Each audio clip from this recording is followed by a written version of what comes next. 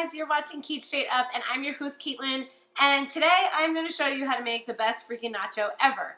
Yes, I said it. Yes, I'm going to confidently and boldly go into telling you that we are about to make the best nachos ever, because the Super Bowl is right around the corner. Everyone's looking for the perfect nacho recipe, and today we are not only making cheese nachos with delicious cheese and mesquite barbecue sauce, but we're making pulled pork cheese nachos. So come on guys, you know that's gonna be good.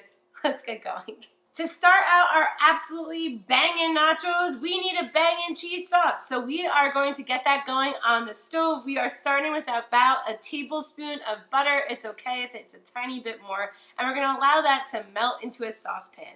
To that, we're adding the same part worth of flour, so 1 tablespoon of flour, and we're gonna start whisking that together. Once we get that going a little bit and your butter is melted, we're going to add 2 cups of your favorite cheese. And my favorite cheese for this recipe is mozzarella. As we're whisking, we're adding about 1 cup of almond milk. Go ahead and feel free to use milk if you want to.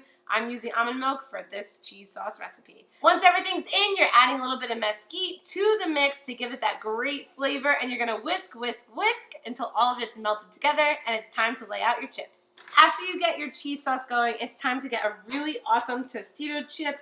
I have one that's sea salt with a little bit of lime. It's awesome.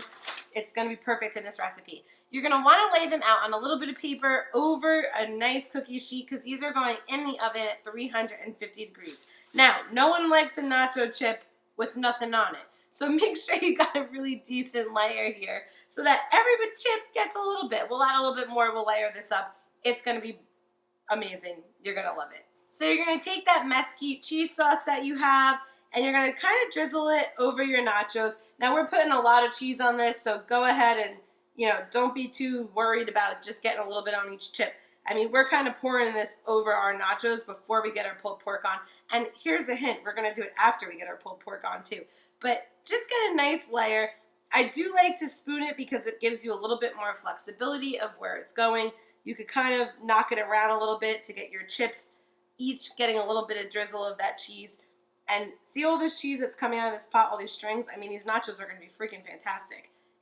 They're gonna be so good. I can't even sometimes I just love this stuff. Anyway, but a spoon really helps for you to kind of give a nice even distribution and not get too crazy and over pouring anywhere, even though no one's gonna complain about too much of this cheese. After you got that nice layer of that delicious cheese sauce, it's time for your pulled pork. Now, I like to use my hands when I put my pulled pork on, so make sure your hands are nice and clean, and then go ahead and kind of break the pulled pork up over your nachos. So I have a couple really good suggestions for how to make this pulled pork. One, I have a really awesome video for how to cook pork shoulder. That link should be right above me right now as I'm talking. Another really easy way to make pulled pork is if you just take a regular old pork roast, throw it in your crock pot with a little bit of Worcestershire and banana peppers and the juices from the banana peppers. Do a little bit of spices, salt, pepper, garlic. Throw that in for 5 hours on high, and you have yourself some delicious pulled pork. Don't use it all, because we're going to get another layer of chips going in a second. But some pulled pork right over your cheese. After the pulled pork, we're just throwing on a couple of those banana peppers. So if you did do that pulled pork the way that I told you with the banana peppers and the juice of the banana peppers in the crock pot, then this is really going to bring all those flavors together. Even if not though, really fantastic flavors. So that's going to be good. And then it's time for more chips. So get your nice little second layer there, and then we're just gonna repeat with cheese and pork. Because I know everyone loves to see a cheese pull and a cheese drizzle. I'm gonna do the cheese one more time for you on camera. Because this stuff looks good. It's my recipe and my channel, but I'm gonna go ahead and give myself some props because this looks freaking good. But go ahead and just put another layer of cheese on. Anything from the bottom that looks like it didn't get hit, anything from the top. If you want to make it extra cheesy up top, that's up to you. Just put that rest of that cheese sauce all over the top. And then we're going to repeat with the pulled pork and the banana peppers. Once you got them all stacked up and it looks freaking perfect like this, they're going into a 400-degree oven for about 10 minutes so it could crisp up, cook together, and we can add those last few ingredients. And after those 10 minutes, you have these delicious, melted, cheesy, pulled pork, delicious smelling nachos. We're just gonna add a few extra ingredients. I have some shredded lettuce here. I don't like a lot of lettuce on my nachos, but I do like to add a little bit up top. So go ahead and just put some shredded lettuce right over the top of these delicious smelling nachos. That cheese sauce, if you haven't already smelled how good it is with that mesquite in it, it really smells fabulous.